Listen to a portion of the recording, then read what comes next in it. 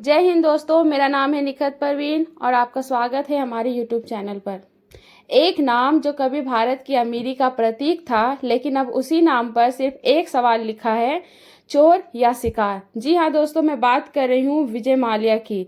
वो आदमी जिसने बैंकों से 9,000 करोड़ रुपए लिए और फिर सब कुछ पीछे छोड़ चुपचाप उड़ गया। उड़ान सिर्फ विदेश की नहीं थी, उड़ान थी सिस्टम से भरोसा तोड़ने की। अब 9 साल की चुप्पी के बाद माल्या बोला है, किसी अदालत में नहीं, किसी पूछताछ में नहीं, बल्कि एक पॉडकास्ट में।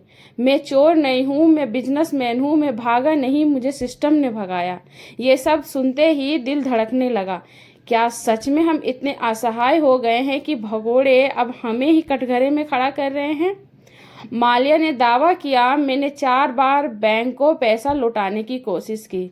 अब सोचिए, अगर कोई चोरी चोरी के बाद कहे मैं पैसा लौटाना चाहता हूँ, तो क्या कानून उसका स्वागत करता है? नहीं। तो फिर बैंक और सरकार ने 4 बार क्यों मना किया? क्या ये सिस्टम की नाकामी थी या जानबूझकर किया गया ड्रामा? दोस्तों, माल्या तो बोल गया, लेकिन सरकार अब भी चुप है। ना कोई बयान, ना कोई सफाई, सिर्फ सन्नाटा।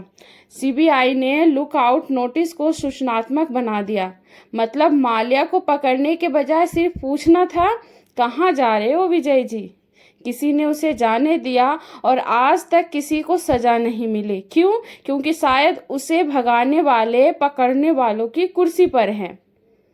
भाइयों और बहनों, उस 9,000 करोड़ में आपका घर था, आपके बच्चों की स्कूल थी, आपकी माँ की दवाई थी, आपके गांव की सड़क थी।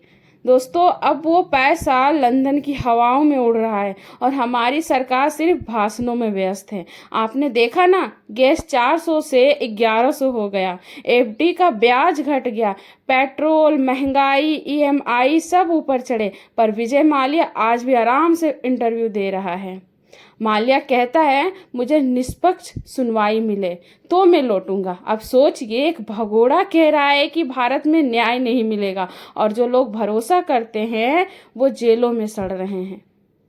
क्या हमारी सरकार उसे भरोसा दे सकती है, या फिर ये चुप्पी इस बात का सबूत है कि वो डर वाजिब है? जब माल्या भागा था तो चैलेंज चिल्ला चिल्ला कर बोले, माल्या चोर है, पकड़ो लाओ। अब जब वो बोला तो सब चुप हो गए। अब चैनलों पर सिर्फ हिंदू, मुस्लिम, बॉलीवुड और ड्रामा चलता है। घोटाले, बैंक लूट और जवाबदेही की खबरें टीआरपी में फिट नहीं होती शायद। दोस्तों, सरकार कहती है हर अपराधी को सजा मिलेगी, लेकिन 9 साल से माल्या लंदन में बैठा है। अगर वो झूठा है तो कोर्ट लाओ, और अगर वो सच बोल रहा है तो ये बताओ कि उसका पैसा लौटाने का ऑफर किसने ठुकराया? कौन है वो अधिकारी, वो नेता जिसने उसे जाने दिया? हम जनता हैं, हम पूछेंगे, क्योंकि ये देश किसी विजय माल्या का नहीं, ये देश है उस मजदूर का जिसने 100 रुपये टैक्स दिया और सरकार को ईमानदारी से वोट दिया। ये देश है उस माँ का जो गैस सिलेंडर के दाम देखकर रोटी पे पानी छिड़कती है।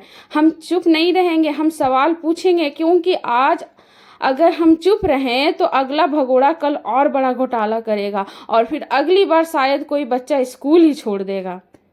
वीडियो को शेयर करें ताकि सवाल हर कोने तक पहुंचे। कमेंट करें, क्या आपको लगता है माल्या अकेला दोषी है या फिर पूरी सरकार, बैंक और सिस्टम बराबर के गुनहगार हैं?